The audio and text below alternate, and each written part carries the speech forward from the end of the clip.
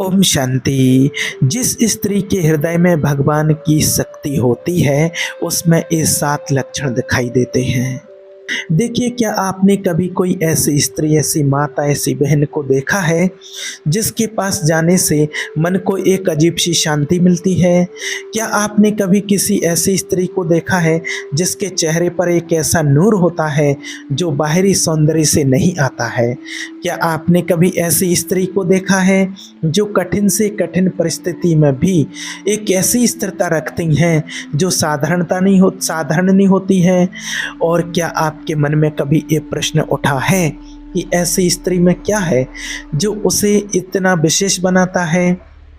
ऐसा स्त्री में क्या है जो उसकी उपस्थिति को इतना असाधारण बनाता है? ऐसी स्त्री में वो कौन सी शक्ति है जो बाहर से नहीं दिखती पर महसूस होती है? तो आज रुको, आज ठहरो और इस बात को अपने हृदय की सबसे गहरी परत तक उतरने दो। वो शक्ति, वो नूर, वो स्थिरता, वो शांति, ये सब इसलिए है क्योंकि उस स्त्री के हृदय में भगवान की शक्ति बसती है। भगवान की शक्ति देखिए, केवल मंदिर में जाने से या तीर्थ स्थलों पर जाने से नहीं मिलती है। भगवान की शक्ति उस हृदय में होती है जो उनके लिए खुला हो, जो उनके लिए पवित्र हो, जो उनके लिए समर्पित हो। और जब भगवान की शक्ति किसी के हृदय में बसती है तो वो व्यक्ति बदल जाता है। उसमें कुछ ऐसे लक्षण दिखाई देते हैं जो बताते हैं कि इस हृदय में कोई विशेष शक्ति है, कोई विशेष उपस्थिति है। आज हम समझेंगे वो 7 लक्षण जो उन माता बहनों में दिखाई देते हैं जिनके हृदय में भगवान की शक्ति होती है। पहला लक्षण, उनकी आंखों में एक असाधारण करुणा होती है। जिस स्त्री के हृदय में भगवान की शक्ति बसती है, उसका सबसे पहला लक्षण उसकी आंखों में दिखता है। उसकी आंखों में एक ऐसी करुणा होती है जो साधारण नहीं होती है। जब वो किसी दुखी को देखते हैं तो उनकी आंखों में वो दुख आ जाता है। जब वो किसी ज़रूरतमंद को देखती हैं तो उनकी आंखों में वो ज़रूरत दिखती है। जब वो किसी टूटे हुए इंसान को देखती हैं तो उनकी आंखों में वो टूटन उतरती है। ये करुणा अभिनय नहीं होती है, ये दिखावा नहीं होती है, ये अंदर से आती है और अंदर से आने वाली करुणा आँखों में दिखती है।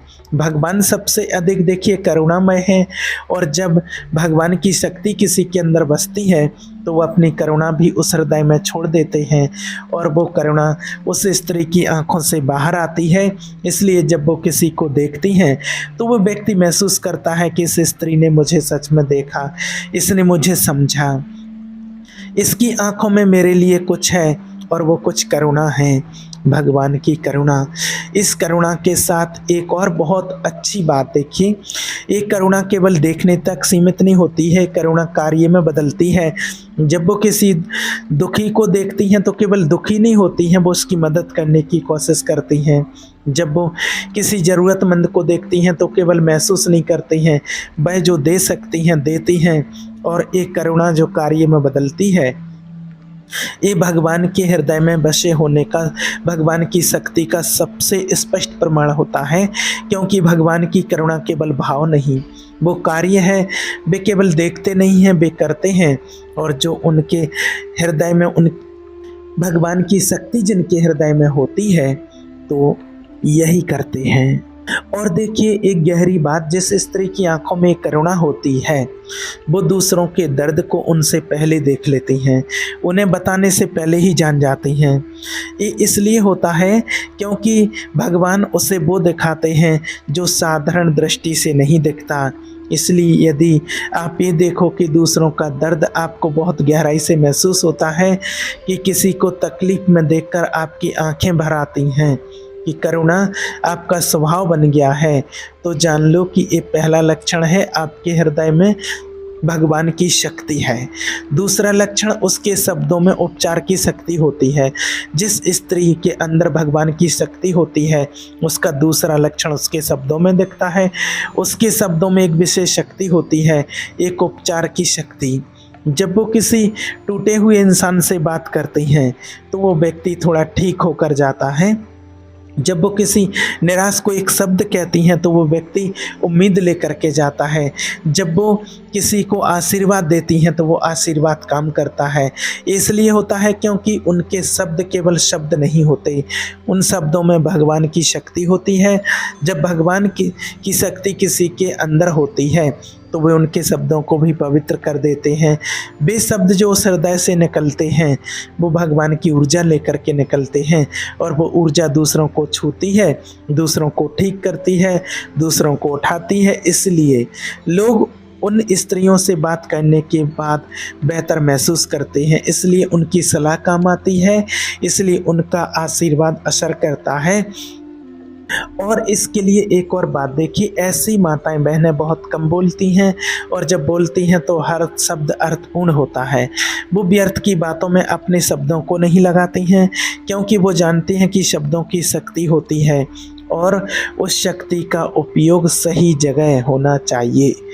इसके साथ एक और बात है कि देखिए वो कभी किसी की बुराई भी नहीं करती हैं, कभी किसी को अपने शब्दों से चोट नहीं पहुंचाते, क्योंकि जिनके हृदय में भगवान की शक्ति होती है वो जानते हैं कि शब्द तलवार से भी अधिक तीखे हो सकते हैं और वो उस तलवार का उपयोग काटने के लिए नहीं, उपचार के लिए करती हैं।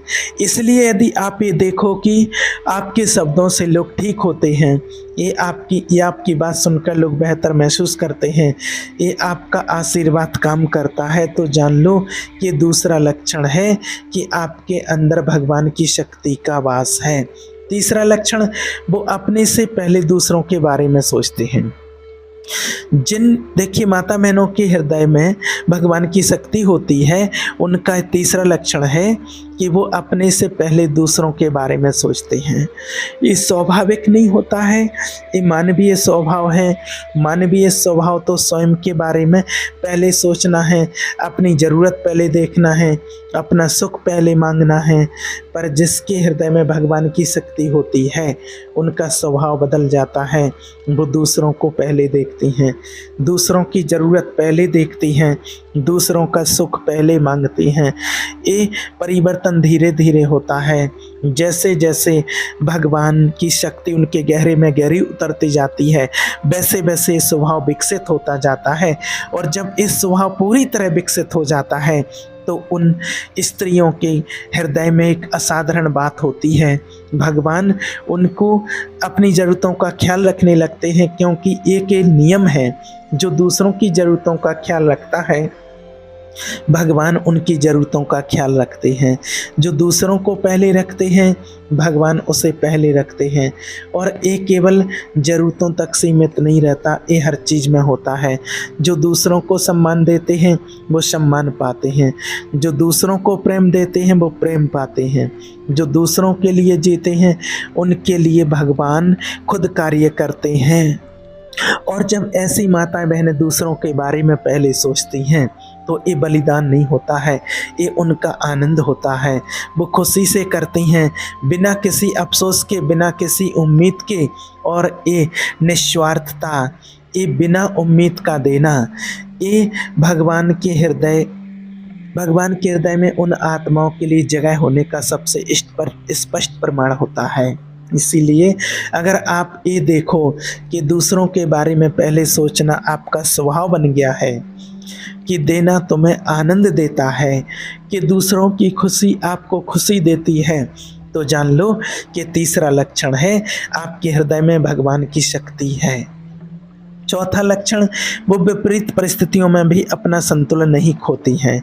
जिस स्त्री के हृदय में भगवान बसते हैं, उनकी शक्ति बसती है, भगवान की शक्ति होती है, वो विपरीत परिस्थितियों में भी, कैसी भी कठिनाइयों में भी अपना संतुलन नहीं खोती हैं।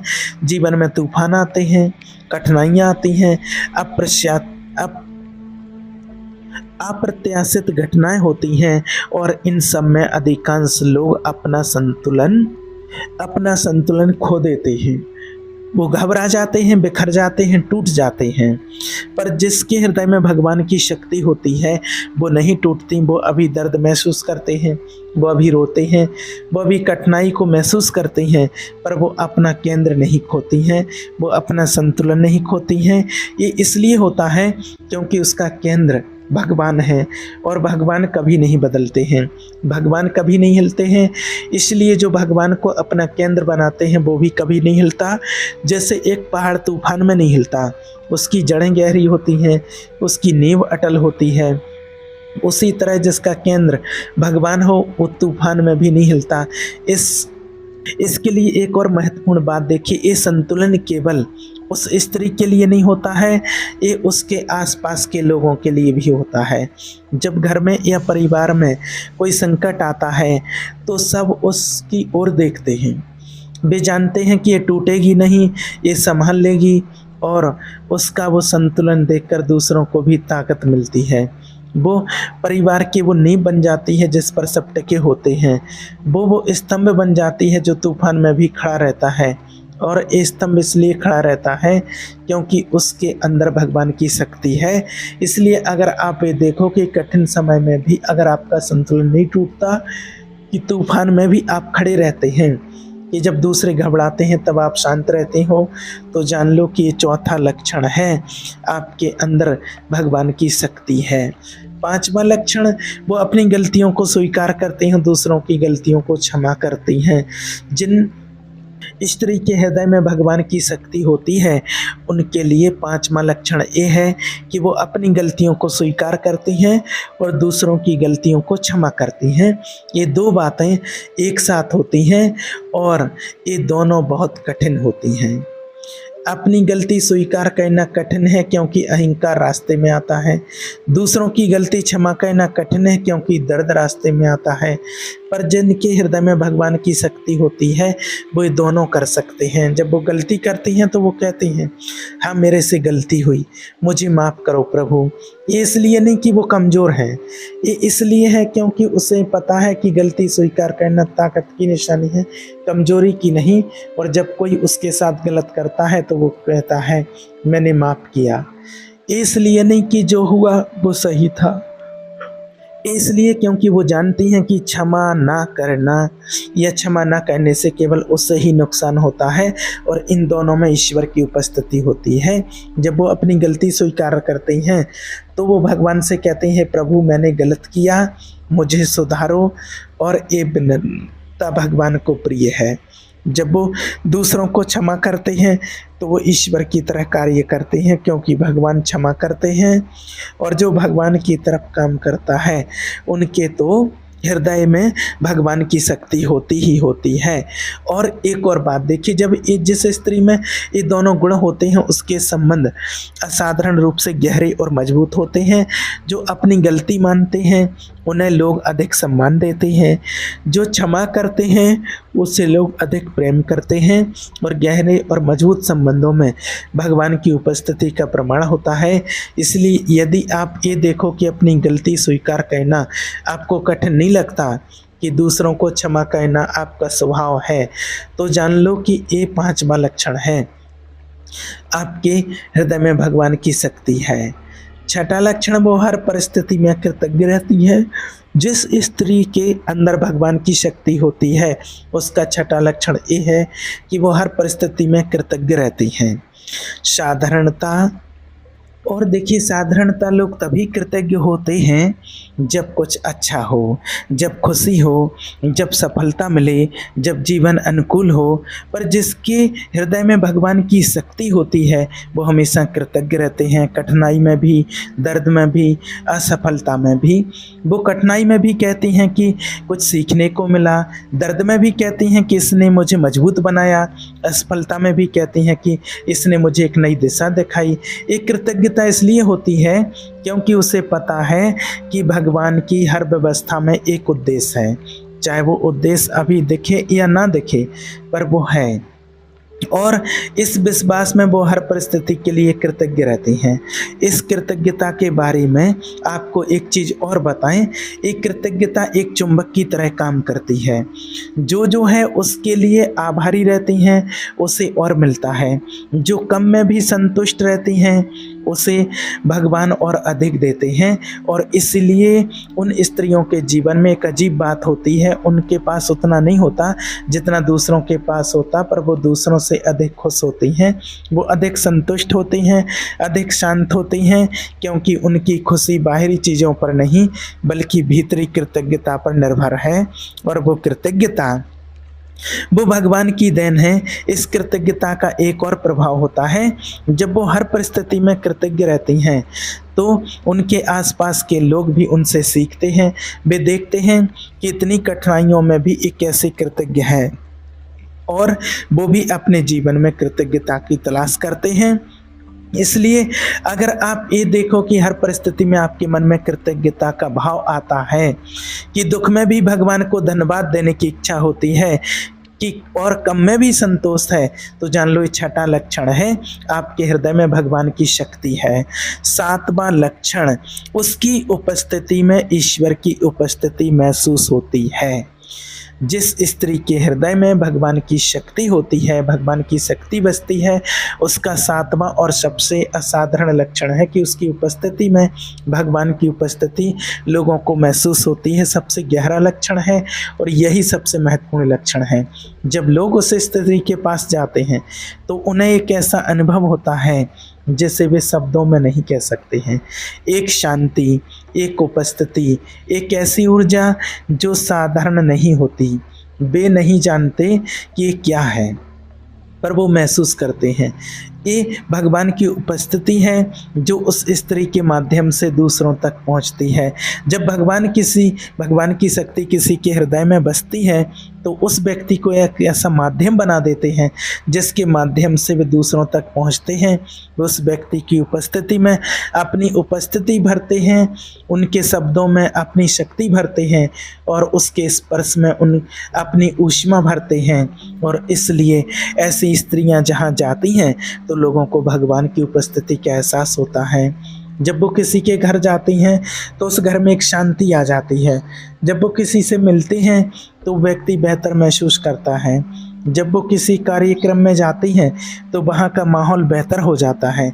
ये जादू नहीं है, ये भगवान की उपस्थिति है। और ये उपस्थिति केवल उन लोगों को महसूस होती है जो संवेदनशील हैं, जो इसे महसूस करने की क्षमता रखते हैं। इस लक्षण के बारे में आपको एक चीज़ और बताएं, ये उपस्थिति तब और अधिक स्पष्ट होती है जब वो भगवान से प्रार्थना करते हैं, भगवान को याद करते हैं, जब भगवान का ध्यान करते, जब भगवान के बारे में बोलती हैं। उस समय उनके चेहरे पर एक ऐसा नूर होता है, उनकी आँखों में एक ऐसी चमक होती है, उनकी आवाज़ में एक ऐसी गहराई होती है जो साधारण नहीं होती है। और ये नूर, ये चमक, ये गहराई, ये भगवान का प्रतिबिंब है। इसलिए यदि लोग आपके पास आकर बेहतर महसूस करते हैं, यदि आपकी उपस्थिति में एक ऐसी ऊर्जा है जो लोगों को महसूस होती है, यदि लोग कहते हैं कि आपके पास आकर एक अजीब सा सुकून मिलता है, तो जान लो कि यह सातवां लक्षण है कि आपके हृदय में भगवान की शक्ति बसती है। अब इन सातों लक्षणों को एक बार और अपने हृदय में बिठा लो। उनकी आंखों में एक असाधारण करुणा होती है, उनके शब्दों में उपचार की शक्ति होती है, वो अपने से पहले दूसरों के बारे में सोचती हैं, वो विपरीत परिस्थितियों में भी अपना संतुलन नहीं खोती हैं, वो अपनी गलतियों को स्वीकार करती हैं और दूसरों की गलतियों को क्षमा करती हैं। वो हर परिस्थिति में कृतज्ञ रहती हैं और उनकी उपस्थिति में भगवान की उपस्थिति महसूस होती है। यदि इनमें से एक भी लक्षण आपके जीवन में है तो जान लो कि भगवान की शक्ति आपके अंदर बसती है, आपके हृदय में बसती है। और अगर ये सातों लक्षण आपके जीवन में हैं तो जान लीजिए कि भगवान की असीम शक्ति है आपके अंदर। और अगर ये लक्षण आपके अंदर नहीं है तो निराश मत हो, भगवान को पहचानो, भगवान को स्थान दो, भगवान को जगह दो, उनकी शक्ति आपको मिलेगी। क्योंकि भगवान वहीं रहना चाहते हैं जो उनको बुलाता है। और जब वो आएंगे तो आप बदल जाओगे, आपकी आंखें बदल जाएंगी, शब्द बदल जाएंगे, आपका स्वभाव बदलेगा, आपकी उपस्थिति बदलेगी।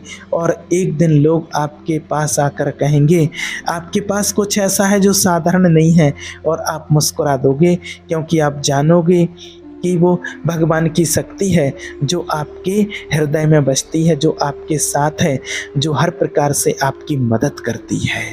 ठीक है? ओम शांति।